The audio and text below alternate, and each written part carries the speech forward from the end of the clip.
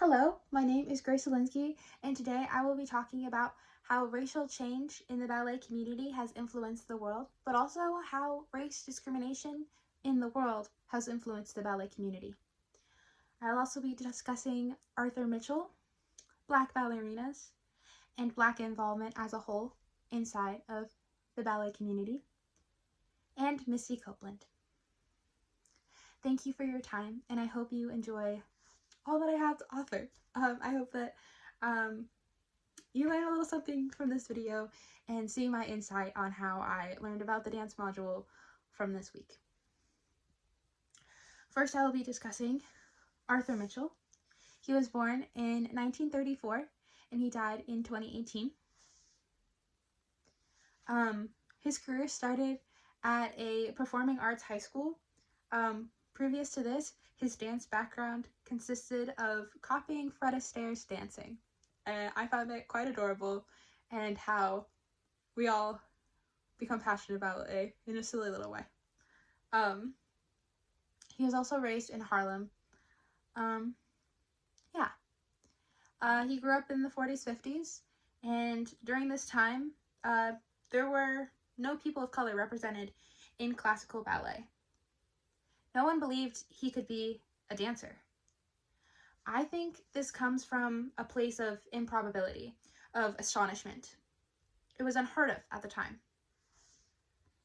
Fortunately, for myself and others around me, we have to give gratitude to those that came before us, like Arthur Mitchell, who paved the way in diversity of dance.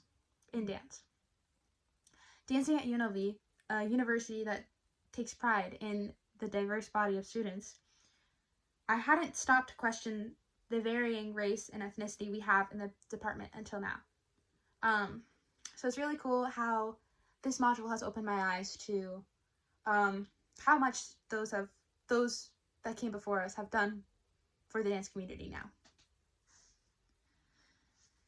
People, when Arthur was studying in his early years, would say to him, "Why are you studying ballet?" I think that forerunners in any field have this fiery passion inside them to defy the non-believers. They're rebels, willing to take on the suffering, to have the courage to make that change happen, to become the powerful agents of change, to shatter stereotypes. There's a common theme throughout this module of people believing that what they are doing inside of dance is bigger than themselves. You see it with Arthur Mitchell, you see it with the Black ballerinas, and you also see it with Misty Copeland. It's this constant journey of defying those that don't believe in them. And like how representation and the faith from others have encouraged these dancers to become all that they are. Dancing for Arthur was always bigger than himself. He believed that he had this mantle on his shoulders, and that on one side it's his mom and the other side it's his people. And every time that he danced, he would dance for this mantle, and he would dance for his mom, and he would dance for his people. He was taught under George Balanchine at the New York City Ballet. George Balanchine, he's a modernist, willing to break the rules for the art of movement, while still emphasizing classical ballet. Now, merging those two things together, they don't sound compatible, and yet he made them compatible, which is pretty awesome. Arthur joined the New York City Ballet in November of 1955. Arthur believed that both Arthur and George had a different dynamic, a different relationship compared to his other dancers inside of the New York City Ballet. Mitchell said that he saw something in me that I didn't even know. I became like glue to him. I think when you have someone that sees that much potential in you and you're willing to fight to obtain all of your potential, people are willing to give in to you, and really changes lives. It's really cool. Before we go any further, I'm going to give a little bit of a background on the civil rights events that happened at that time. So, starting way back, like a century back, the biggest civil rights thing that as of then was in 1868 with the Plessy v. Ferguson. And that is when we tried to make movements towards equal rights and civil rights, but it kind of wasn't all the way there. And that was the one that established the separate but equal. And it gave like constitutional sanctions to laws designed to achieve racial segregation by means of separate and supposedly equal services to people of color and whites. So it was the first attempt. And then moving forward in 1954,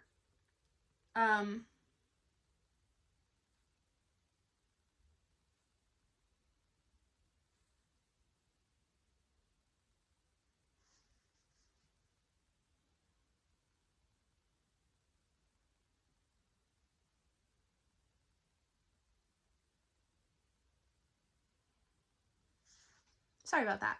Moving forward in 1954, we see the Supreme Court kind of establish more than separate but equal, saying that separate is not equal, and separate education facilities are inherently unequal, thereby making racial segregation a violation to the Protection Clause of the 14th Amendment.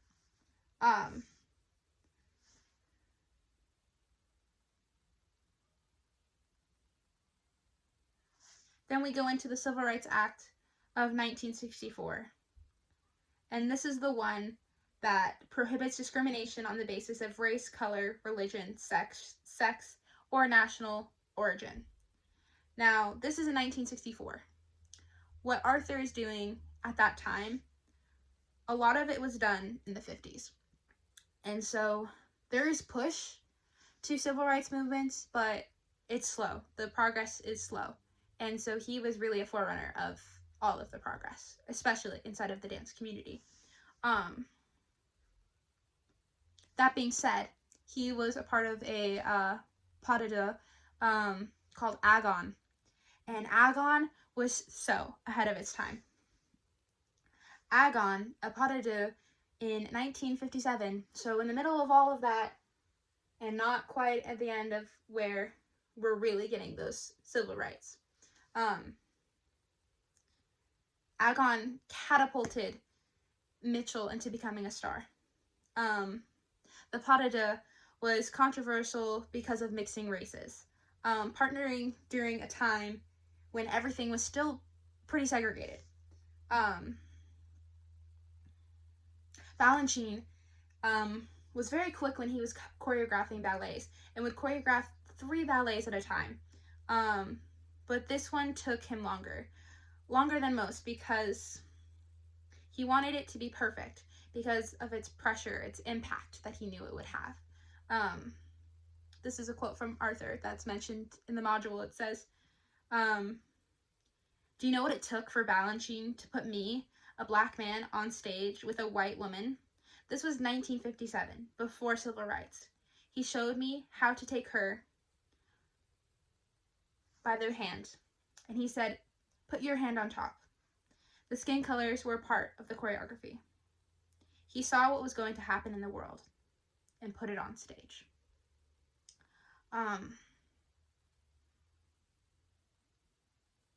This was impactful, and this was not even just an all-white. This was not even just an all-white ballet company at the time, but the world of ballet was, up until Arthur, was all white, and George and Arthur agreed that this was not all right. And the first performance was quite a commotion. Watching the pas de deux from Agon, wow, it stands apart from a lot of pas de deux I've seen. They are quite literally like intertwined, and hearing the background of the hand placement and the significance of it, and you can really see it and like how much it matters, and it really like gets emphasized.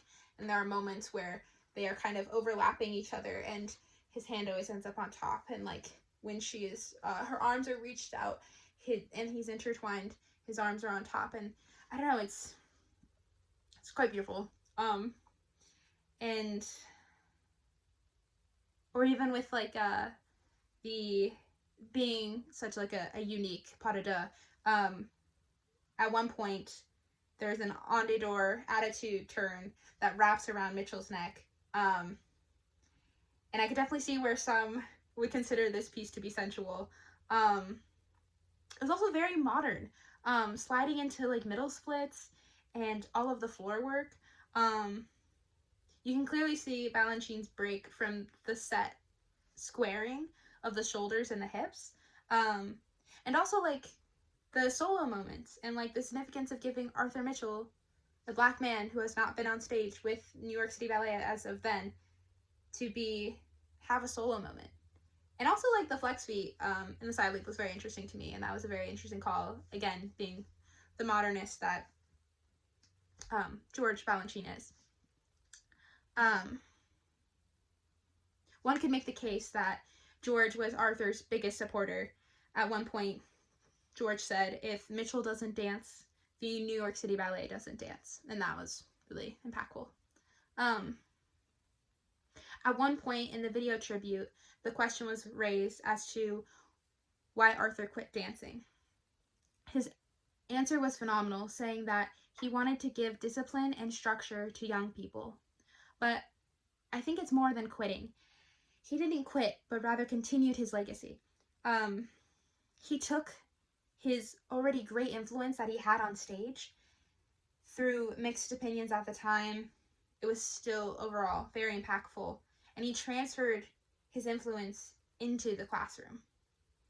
I believe that representation is important. To see people who look like you, that have the same characteristics that you have, you can resonate with that. It tells you that it is possible. For Mitchell to go into teaching, he had that direct impact over youth. Everyone is going to have haters, non-believers, but Arthur put himself in a position to build youth up, to be in their corner, or to be in the wing on the stage, in their wing on the stage. Arthur says that once they have that pride in their body, they're not going to mess it up. That's really, really awesome. Going even farther into why he quit dance in order to teach dance. He is the co-founder of the Dance Theater of Harlem. He took all the money that he had at the time to make it happen. Something I thought that was really interesting to learn about is that they were in a little garage setup, and it was really hot, and so they had to keep the garage door open. But Arthur also used this as a way to recruit dancers. So people that would walk by, if they seemed interested, he would talk to them. And this is actually how he got a lot of his dancers. And the dancers from his theater would say that he pushed them to do their best. And he really broke a lot of barriers at the time, with all the people of color, and involving those people that, an untapped community. And he also, the dancers from his theater said that he made their dreams a reality. Also, like, the world is shocked in this moment, especially with the New York City Ballet, but also, like the black community was shocked as well, and they weren't ready for the dance theater in Harlem. They started off with 2 dancers and 30 kids, and then within 2 months, they had over 400 kids, and in 4 months, they had 800 kids. And that just shows, once you create a spark, you open that door, they're going to walk in. It was also mentioned that Mitchell opened the dance theater after Martin Luther King Jr. was assassinated. And it goes back to Mitchell believing that doing something way bigger than yourselves, to do something way bigger than yourselves. This was touched on from the Black Ballerinas as well, that they believed that they were ambassadors, and that their performance became protest. That was so cool. And I think that we still look at art and we look at dance the same way. So for them to be like the forerunners in this was pretty dope. As far as like in personal enjoyment of the content in this week's module, I really loved the Arthur Mitchell video tribute. I personally love tap and jazz music, and so seeing all of that incorporated was really cool. And it was also really cool to hear about Mitchell's ability, because of tap dancing, his abilities to find the pulse in the music and how that influenced how quickly he could pick up music inside of the pieces that Ballerinas would throw at him. The whole time I was watching the tribute, I was just smiling away. I also thought it was so adorable that, like, before his first performance for New York City Ballet, he got so nervous that, like, he's like, oh, my pants don't fit, and then Ballerinas like, no, they're on backwards. That was really wholesome. I also thought it was awesome that, like, Zielinski was quietly mailing in the pieces from LA, and, like, how they had to navigate that whole thing, and how important Zielinski was to creating the scores. And then, like, learning from the masters and how much he absorbed from them and how he was able to put that back into his community, into his people. Another amazing thing, a little nugget of wisdom from Mitchell was ballet being the strongest technical base, and how he compared it to wanting to be a writer and not having the vocabulary. And you need to have that ballet background in order to go into other fields of dance. Also teaching with the drums, that was so cool. That was awesome. Mitchell has made amazing progress for people of color in the ballet community, but progress is not always linear. Even decades later, in the 2000s, Murray says that African Americans are discouraged from ballet because it's against the norm.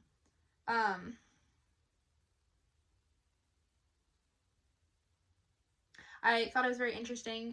They touch on in the one of the videos that we watched, and they changed the name from Ballet Americana to Ballet of New York to distinguish what all of the Ballet of New York City Ballet is doing compared to just American ballet as a whole, because they really were making moves at that time. Again, with the reoccurring theme of missed opportunities, or there seemed to be a recurring theme of missed opportunities and lack of opportunities for people of color. They also, because of this, when they did get those opportunities, they were put under a microscope and were expected to be perfect or to be better just because they were a minority, and if they had to prove something of themselves more than the average person. At one point, someone mentions that ballet, like, we're in a dark ages for ballet. Like, we're behind in time, and we could be making greater progress when it comes to these race relations and including a broader scope of races and ethnicity and incorporating them in a way that it's not us versus them, or in a way that we say that we need to include them, that they're already included. At one point, someone says that open the door and they'll walk right in and it will look like America. And again, like, it's important to have that representation value.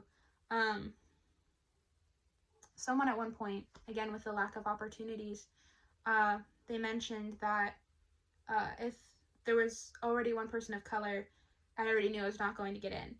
And this is a reoccurring theme in any field inside of the United States specifically. It's like they need that diversity token. And if they already have someone meeting all of the diversity, like each box, then they don't really need more. And I think that, in a way, there's still so much racism in this country. And so we are making progress, but it's not enough. Going into Misty Copeland, I thought it was interesting that they started off the documentary, or the little piece talking about her, saying, where are the black ballerinas? And I guess a part of me, when Arthur Mitchell was making all of this progress, thought that automatically, because he was making this progress, it was going to spread very rapidly, but that wasn't really the case. And from the Black Ballerinas video, it really showcased that, and how like in Philadelphia there was girls that wanted to dance and they got turned down, and so even though there is movement, there's not enough movement, and it's quite unfortunate.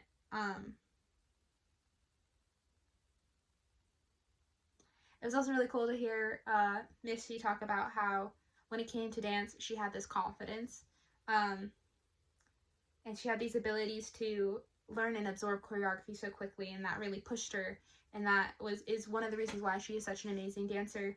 And how she started ballet at the Boys and Girls Club, and that really warmed my heart. That was really wholesome, and it was a way to like expose minority children to ballet.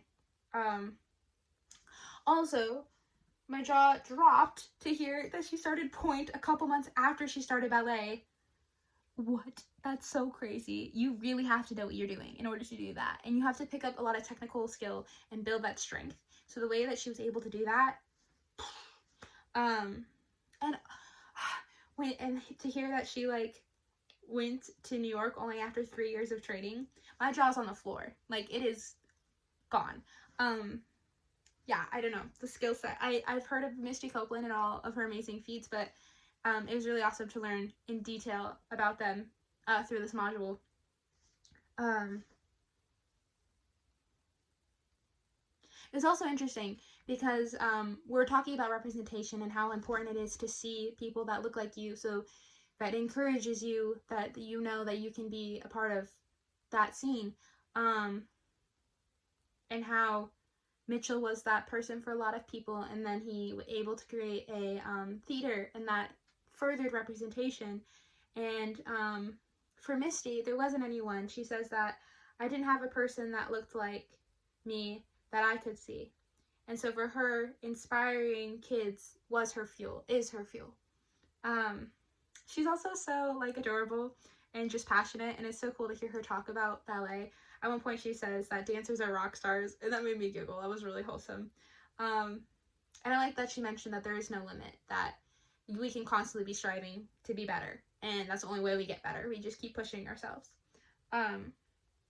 Going into a little background on my own perspective of like Misty Copeland, I work at a coffee shop in Boulder City, and we sell her books, her children's books, and we have quite a few dancers inside of Boulder City, and it's really cool for them to see those children's books and like be fueled by all of her everything that she has done. I also grew up at a studio inside of Boulder City called Dance Etc., and unfortunately we don't have a lot of diversity at the studio, and we don't have a lot of diversity in Boulder City, and it's because Boulder City is still a little discriminatory, and I think we are stuck in the past a little bit. And so it is interesting how many barriers that we still have. I also really enjoyed Misty being in the Firebird, being the Firebird, and it just comes back to like what we're learning inside of UNLV, and like that I was able to contribute to the Firebird, and yeah, super awesome. I also thought that it was adorable that she didn't want to switch dressing rooms because she was with her group, her community for so long. And so when she became the principal ballerina, which is like such a feat to be the first African-American principal dancer in the American Ballet Theater Company? Theater. And but it's adorable that she didn't want to switch dressing rooms, and she wanted to bring her people with her. I also resonated with how like Misty watching Nadia Comaneci in the Olympics, and how that like triggered her into wanting to do gymnastics and dance. I had a similar connection to watching Gabby Douglas' story. There's a documentation a while ago, I think like 2013, on Gabby Douglas and her story with the Olympics, and it showcased like where she started and how she got there, and that actually pushed me to wanting to do gymnastics, and I had the choice to like pursue piano or gymnastics, and I wanted to do gymnastics, and because of that I ended up doing dance. And so I wouldn't be here at UNLV pursuing the dance minor that I am, and like pursuing dance the way that I am, if it wasn't for that Gabby Douglas documentary. So I resonated with like her story on Nadia Comaneci. And then going into a little bit my background with like political science.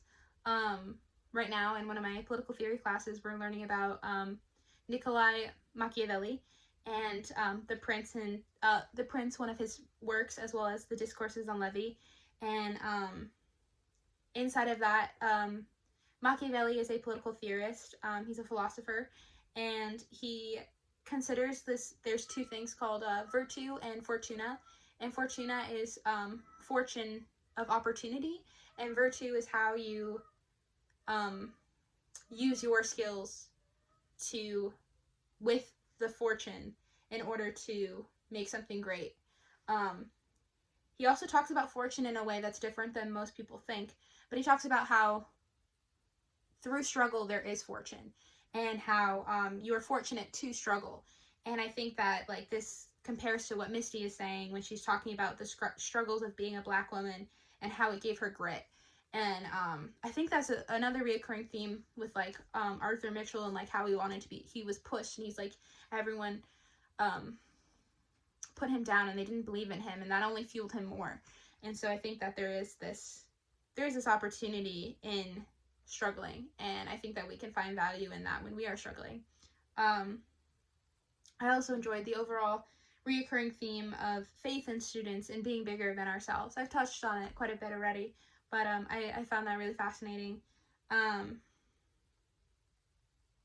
at one point, Misty Copeland, she talks about dive into every day like this is the last time I'm going to do this.